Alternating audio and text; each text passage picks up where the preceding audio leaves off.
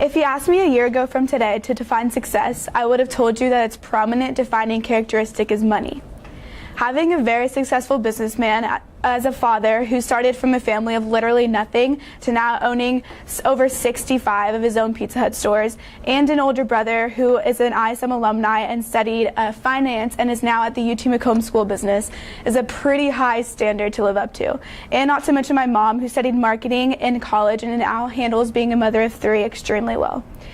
So I always struggled with what I wanted to be. I knew I wanted to be as successful as my family members in the monetary sense, but found myself to be wrong about my initial definition of success. After a lot of deep contemplation and self-reflection, I realized I was wrong about success. It's not defined by the monetary value, it's defined by happiness. Which leads me to my quote. Oh, I didn't do it on this. When I was 5 years old, my mother told me that happiness was the key to life. When I went to school, they asked me what I wanted to be when I grew up. I wrote down happy. They told me I didn't understand the assignment, and I told them they didn't understand life. Hi, my name is Laura Veras, and when I grow up, I want to be happy. So a little bit about me, further in depth. This is my second year in ISM. Last year, I studied music marketing under the mentorship of Brad Geminder, who works at iHeartMedia. And this year I'm studying entrepreneurship. So I'm the president of 2 clubs here at FHS, Mi Escuelita and Big Sis Little Sis. I'm also a youth leader at my church, and my family is super, super important to me. So here's a little roadmap of what I'm going to be talking about today. First, obviously, what is entrepreneurship and why I got into it. Next, I'll be going over the research that I've conducted so far, along with the interviews and then my original work. So first, what is entrepreneurship? Well, in order for me to explain this in a very clinical textbook definition, we'll have to go back to the basics of economics. There's 4 factors of production that are prominent in the economy: land, capital, labor, and entrepreneurship. Land refers to the natural resources we have, like oil, copper mines, stuff like that. Then capital, there's 2 different types: human capital and physical capital. Human capital refers to the knowledge and experience of the people in the labor force, and physical capital refers to the machinery and all the factories that aid in the production of resources. Next, we have labor, which is obviously the people that are working for a wage in the economy. And lastly, it's entrepreneurship, and that's what entrepreneurship is what ties all of the 3 other factors together to make innovation and to help the economy grow. So with that, I'll be talking about my research next. The first thing I learned actually was entrepreneurship is actually on the decline. And I was really confused by this because I thought entrepreneurs dominate the market, they are the mother of invention. Like, why is it on the decline? It went from 13% in the 1980s to only 20 years later, dropped to 8%. So I did a lot of research on why this was. And does anybody know? Does anybody want to take a guess? Looking at the graph and stuff. Failed businesses. Failed businesses, okay, that's a good guess. Yeah? No money. No money, okay. Actually, I'm not saying that those aren't contributing factors, because they are, obviously the 2008 recession and all that stuff, but the number one reason is crippling college debt. And so when people get out of college, they don't have any money to start up businesses because they're in debt because of college and their education. And the entrepreneurs are young and they're right out of college. So if they can't afford to make a business, they're not going to happen. So I found that really interesting. Next, I learned about the differences between private and public companies and kind of their pros and cons. So private companies consist of like limited liability companies, a partnership or sole proprietorship, as long as they're not publicly traded on the stock market. An advantage is they don't have to disclose their financial information because it is owned by yourself. And they can focus on long-term growth because they don't have a board of shareholders that are kind of telling them what to do.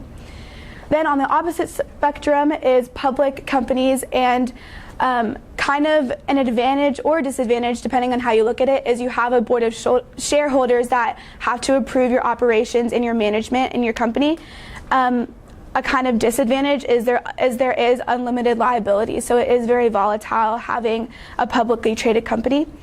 And But an advantage is that it's easier to raise capital and sell securities because you have more access to networking and resources. And something interesting that I found was, I'm not really sure how to pronounce this, but the Sarbanes-Oxley Act was the act that actually protected investors from fraudulent accounting and activities by corporations. So there's no way that an investor can be fraudulent in public companies. Next, I learned about how to be a great entrepreneur. And I actually learned this not through digital research, but through a summer program I did at the University of Pennsylvania this past summer. And the guest lecturer was Ms. Tina Wells, and she is the CEO of BuzzFeed Marketing. And one of the biggest things she talks about was you can't just make a business just to make it. You have to be solving a problem. And in order to do that, you have to I didn't switch the slide. You have to go through these 3 steps. What sucks in my world? Do other people think it sucks? And how much does it suck, and what am I going to do about it? And that's a very simplistic way to go about it, but it's so true because like the quote by Plato says, necessity, who is the mother of invention. You can't just make a business just to make it and expect it to be super successful. And lastly, is passion enough? One of the things that I've learned from observation and experience is that everybody talks about having passion. Everybody goes, oh, don't worry about all this other stuff because if you have passion, if you have drive, you'll make it. I kind of am opposed to that idea. I definitely think that there's a point where everybody has passion and you have to set yourself apart somehow. So, which leads me to talking about knowledge and how knowledge is so important and it's key. And yes, everybody has passion at a certain point, but what's going to set you apart is being more knowledgeable than your competitors. So next, I'm going to be talking about the interviews I've done. My very first, I conducted about 7-ish interviews, a couple of them over the phone, but I'm going to be talking about the top 5 most prominent that really impacted me the most. So my first interview was with Mr. Joshua Meek. He is the founder and CEO of Meek Industries, which is a limited liability company. Basically what he does is he invests in small startups and owns a share of that company in order to invest in it and help it grow and scale, and then he gets his money back. So he's basically an investor.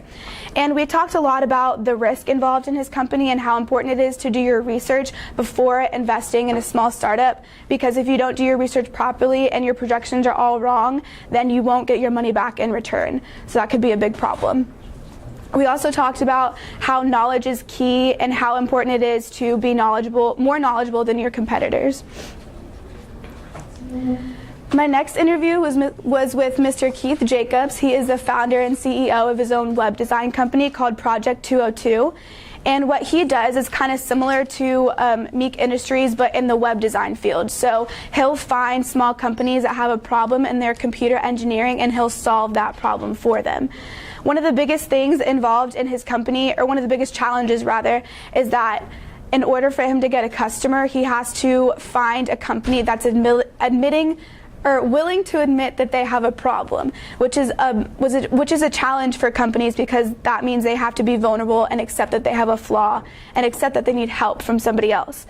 So we talked a lot about that, and he had a lot of good advice to give, like goal setting and making sure that you always be self-disciplined in your academic career. My next interview was with John Martillo, and he is the CEO and founder of SignaPay, which is a credit card swiping company, and he implements his product into local boutiques.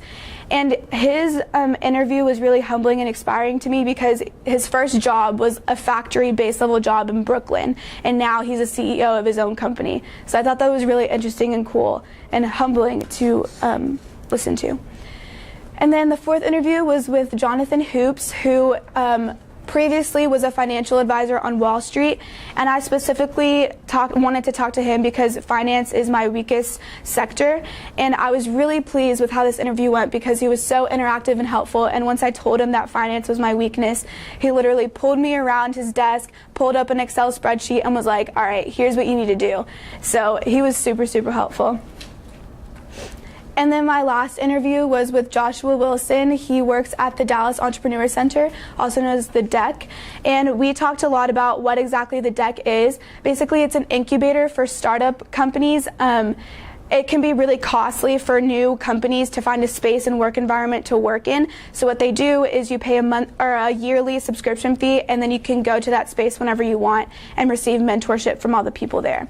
So I thought that was really cool. And then next, I'm going to be talking about my original work. But before I get into my original work, it's important to understand the research behind it. So as you can see, or as we all know, Spotify is the leading streaming platform and leading platform for artist exposure.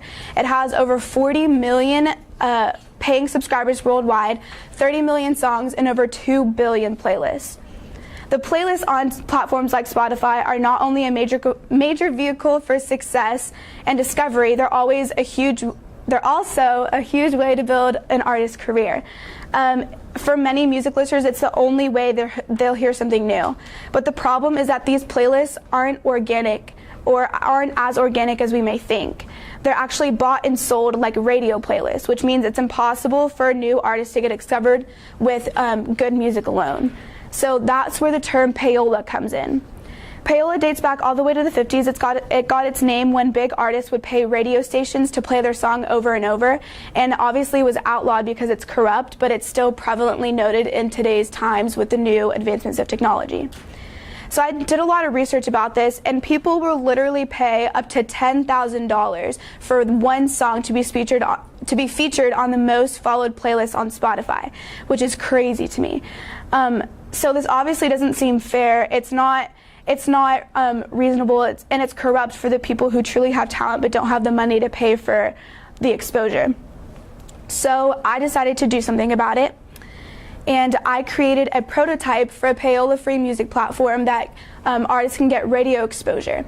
But now you're probably wondering, why radio? Radio is dead. Everybody is going to digital and streaming platforms and all that kind of stuff.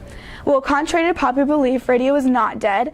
93% of millennials are listeners, with 265 million Americans per week and 66 million Generation X per week.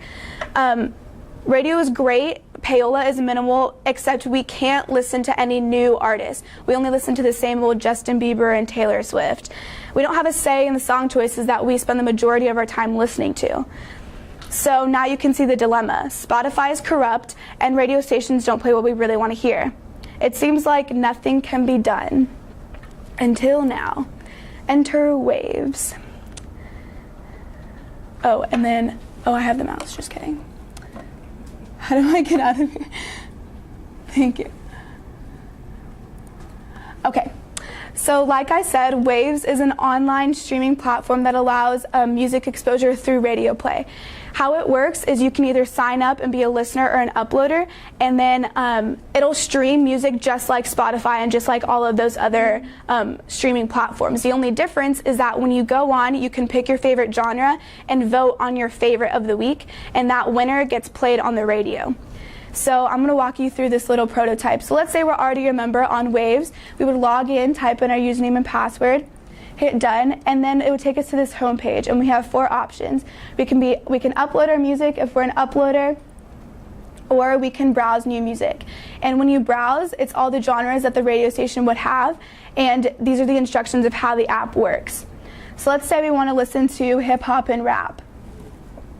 We would go here. This is what the page would look like. It would give you statistics on how many plays and how many likes the song already has. And if you want, you can visit the profile if you really like that song. So let's say we love Jane Doe's song. She's just the coolest.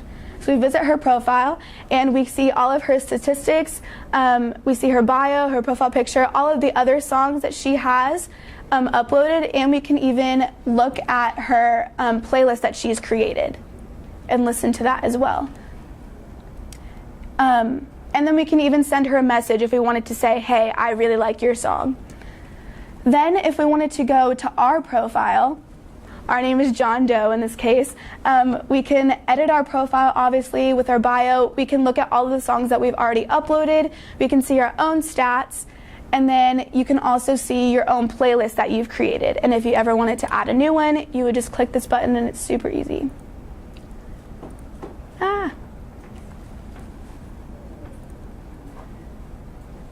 What have I done? Oh no. Okay. And then again, you can see all the uploads that you've uploaded, and then all the tracks that you've loved. If you ever want to go back and see which ones you've liked, you can look at that. And then lastly is your stream, and this is kind of an activity tracker on the app, and it'll say like what song you're currently listening to, what track you liked or loved 12 minutes ago, all that stuff. So if you ever want to go back and you forget a song that you really liked, you can go back. So that is my original work. I'm really looking forward to exploring more about entrepreneurship and helping the society in any way that I can. I really found it interesting to learn about different sectors that I'm passionate about, but also making my own business out of it, which was really cool. So before I go, I want to leave you with this. How do you define success? If it's money, great. If it's social status, great. Just remember that as your monetary values won't fulfill you as much as happiness will. Thank you.